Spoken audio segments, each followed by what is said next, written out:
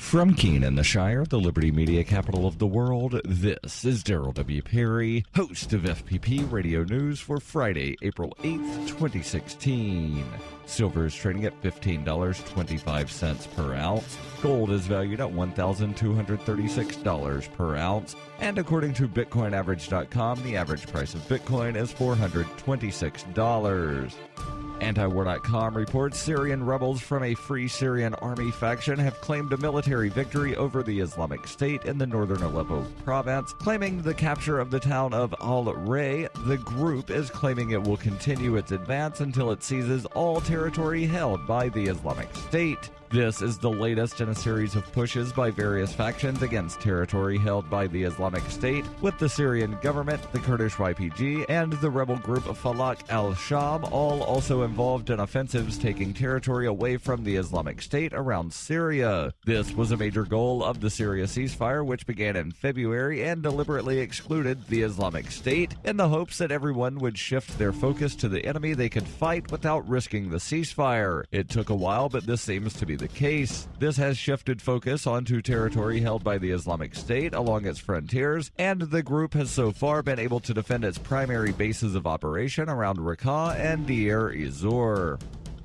FPP Radio News is brought to you by Bitcoin Not Bombs. Bitcoin Not Bombs is a launching pad for nonprofits and social entrepreneurs into the financial freedom of the Bitcoin economy. Bitcoin Not Bombs is fully committed to being the hub of the nonprofit sector of the Bitcoin economy, maximizing the potential cross-promotion of all our clients and commercial partners. To learn more, visit bitcoinnotbombs.com.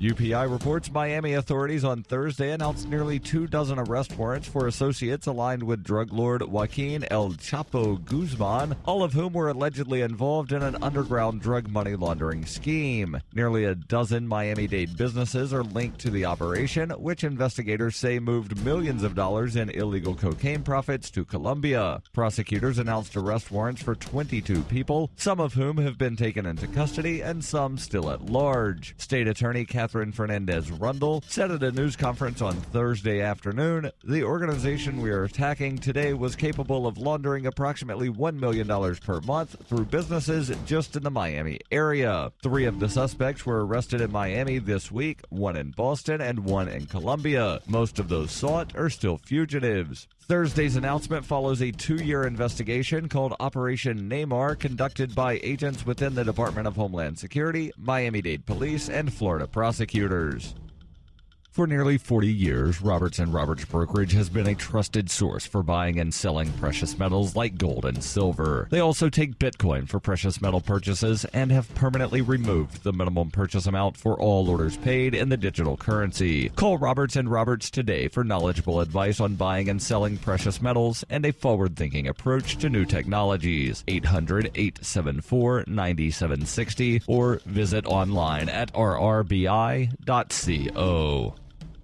Reuters reports the topless women, Elmos, and other costumed characters who work for tips in New York's Times Square will no longer be free to roam the area under a bill passed by the City Council on Thursday. In response to scared tourists and annoyed locals, the council's law would restrict the characters to a handful of designated areas, each about the size of a city bus, where they could solicit tips for posing for photographs. Other areas of the Times Square pedestrian plaza would be off limits. The legislation comes after complaints about aggressive solicitation of money and other behavior in the famed Midtown Manhattan crossroads by the dozens of Elmos, Spider-Man, and other mascots who set up shop there. In the past 2 years, there has been a proliferation of costumed characters who pose for photographs with tourists in return for tips in Times Square. A spokesman for Mayor Bill de Blasio, who has voiced support for new restrictions, would not say whether the mayor would sign the bill. The Times Square workers say the bill unfairly targets them and could hurt their access to tourists.